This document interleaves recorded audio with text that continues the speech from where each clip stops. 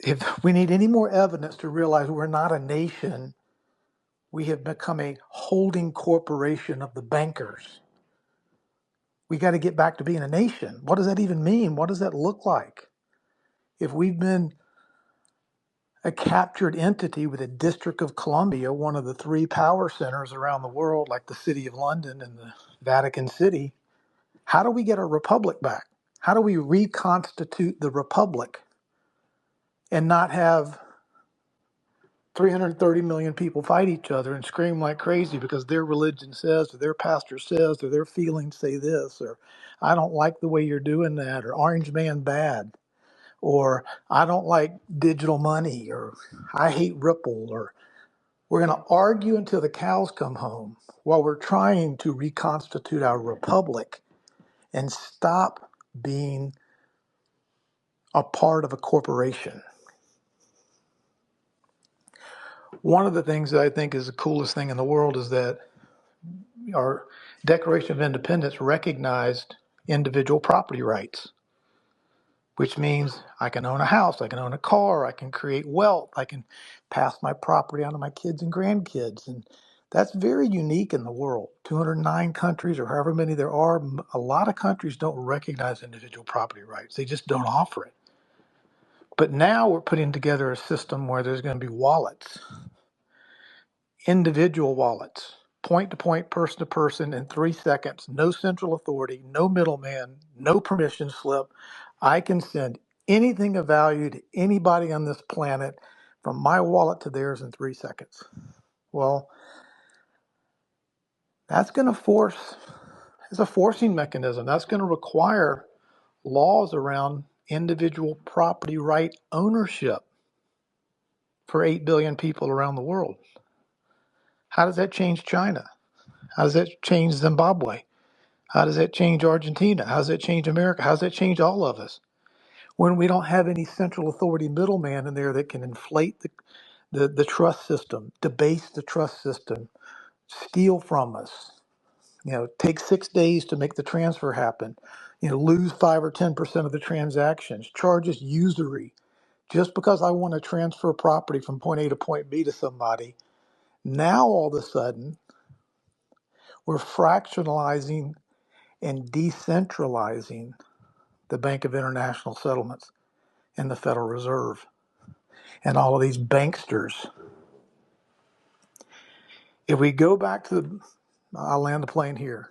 If we go back and think about what is the root of all evil, what is the driving for who benefits from us being sick and ignorant and lazy and angry and indulgent on every other kind of stupid vice in the world, who benefits from us not being healthy and independent and awake and standing our own authority and agency?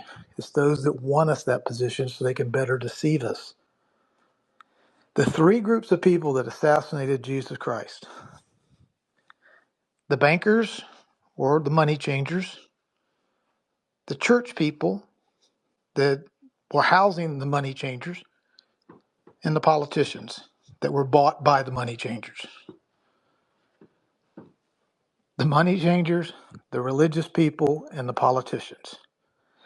And we look at today and we look around us, where are the problems coming from?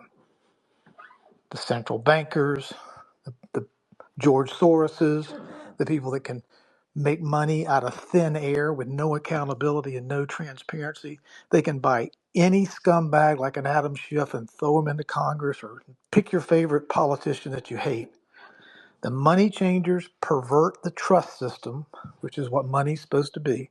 They buy all of their buddies, they put them in positions of power, and because we're ignorant, we just go along to get along, or we fight with each other because that's just what we do, because we don't really know what else to do. We've been trained to blame somebody else. White versus black, gay versus straight, Christian versus Muslim, rich versus poor, old versus young. It doesn't matter. We're trained and pitted against each other by the people that pervert the money system. And then we all think, oh my God, more money, more happiness, less money, less happiness. and they keep us in this frenzied state of emotional chaos. So for somebody that's trying to decentralize and bankrupt and make the central bankers insolvent and stop making the money system and end the Federal Reserve and put that control back in the hands of the government, we the people, we're supposed to have a treasury, not a Federal Reserve. A Federal Reserve is a foreign occupying force headquartered in the city of London. It has nothing to do with the Constitution of the United States of America or our Treasury Department or our Bill of Rights. So, step one, if your house is flooding with sewage, stop the sewage from flowing into your house. Stop the chaos before you can't rebuild a house. You can't unify the people. You can't build trust. You can't level the playing field. You can't have a set of core unifying principles if the sewage is still coming into the house. You got to stop the sewage first. And what is that? That's the foreign ownership, the foreign corruption, the foreign fake money, which is not even money, it's debt. Look at your dollar bill. It says Federal Reserve note. It's not a US dollar, it's a Federal Reserve note. That is an IOU. That is a debt instrument to the issuing entity known as a Federal Reserve. They use the name dollar because it sounds good, and that's what we've read in our textbooks, and we're supposed to have dollars. Our money is a debt instrument. That's how we're in debt slavery, because we're indebted to the issuer of the debt paper, which is the Federal Reserve, which is not even a part of the United States of America.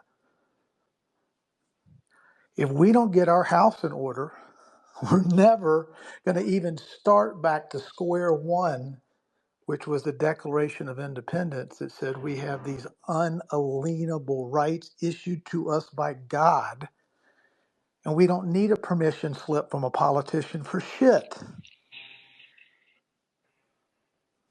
So, in many respects, I'm extraordinarily excited about the changes and the transformation that are taking place. But we've been asleep for 100 years. We've been asleep since 1871. Or go back to The Creature from Jekyll Island, which G. Edward Griffin wrote about. This occupying force that took over our country in 1913 has been here. That was 111 years ago. We've been captive for 111 years by a foreign occupying banking force. And we thought we had a country, and we haven't been a country. We have been an owned entity by foreigners for a very, very long time, and we're coming out of it.